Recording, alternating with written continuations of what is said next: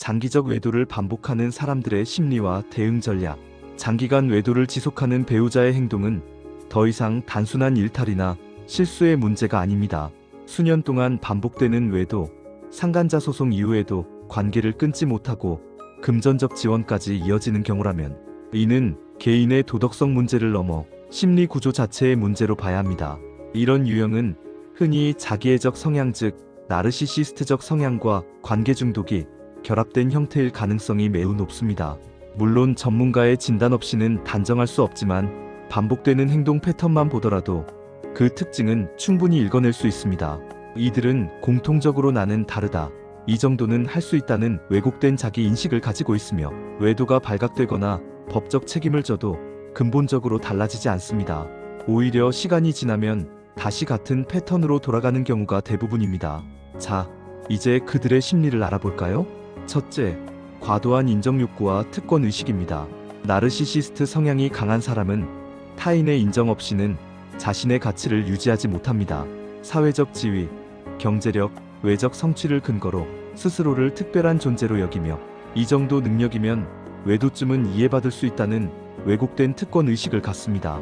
외도가 드러나도 진심으로 반성하지 않는 이유는 문제의 본질을 보지 않고 운이 나빴다, 들켰을 뿐이라고 해석하기 때문입니다. 이들에게 외도는 죄책감의 대상이 아니라 자기 우월감을 확인하는 수단에 가깝습니다.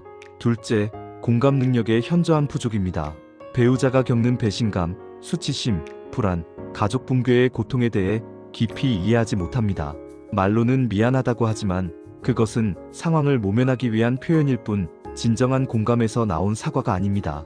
소송 과정에서 배우자가 고통스러워하는 모습을 보고도 오히려 왜 이렇게까지 하냐며 피해자 코스프레를 하기도 합니다. 상간자를 계속 돕거나 관계를 유지하는 행위는 타인의 감정과 고통을 고려하지 못하는 전형적인 패턴입니다. 셋째, 책임 회피와 자기 정당화입니다. 이들은 자신의 선택에 대한 책임을 인정하지 않습니다. 외도의 원인을 배우자 탓, 가정 탓, 스트레스 탓으로 돌리며 끊임없이 합리화를 합니다. 당신이 잘해줬으면 안 그랬다, 외로워서 그랬다는 말은 책임을 회피하기 위한 전형적인 논리입니다. 이런 자기 정당화가 굳어질수록 반성은 사라지고 문제를 직면하기보다는 또 다른 자극으로 도피하게 됩니다. 넷째, 끊임없는 자극 추구와 관계 중독입니다. 내면의 공허함과 불안이 큰 사람일수록 안정적인 관계에서는 만족을 느끼지 못합니다.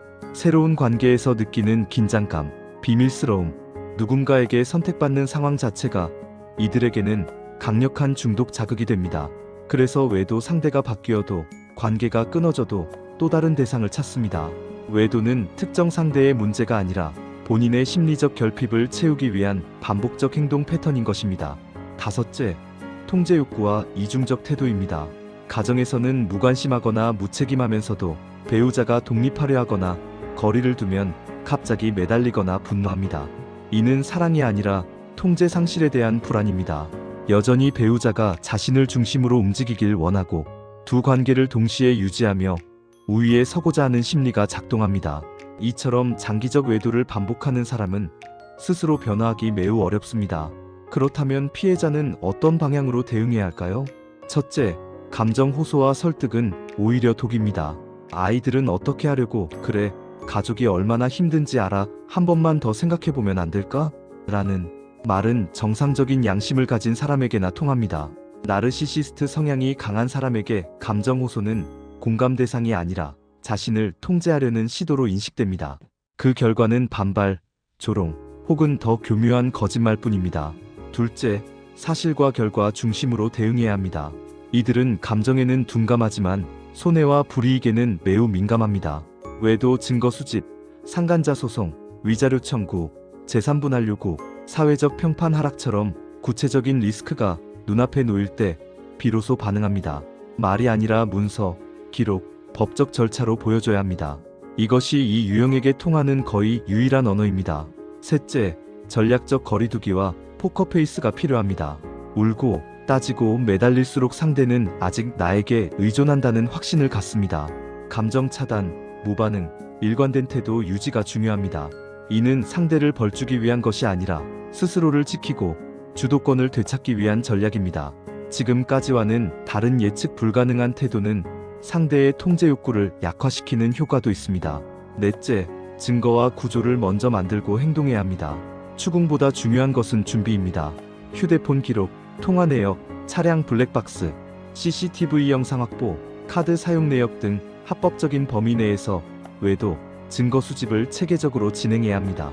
감정이 앞서면 증거도 없이 상황만 악화되고 오히려 정신적 공격을 당할 수 있습니다. 구조를 만든 뒤 법적 대응으로 움직이는 것이 가장 현실적인 해결법입니다. 다섯째, 혼자 감당하지 말고 상담과 법적 조력을 병행해야 합니다. 장기 외도 피해자는 상대의 가스라이팅으로 삶에 대한 의욕도 없고 대부분 정서적으로 탈진 상태에 놓여 있습니다. 이럴수록 객관적 시각을 가진 상담과 전문가의 도움이 필요합니다. 혼자 버티다 보면 판단력이 흐려지고 다시 감정의 늪으로 끌려 들어가기 쉽습니다.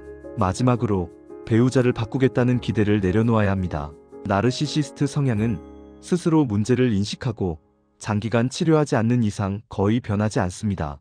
언젠가는 달라지겠지라는 기대는 또 다른 상처의 시작일 뿐입니다. 변화의 목표는 남편을 바꾸는 것이 아니라 내 피해를 줄이고 내 삶을 회복하는 것이어야 합니다. 장기적 외도와 불륜 문제에서 시간은 결코 피해자 편이 아닙니다.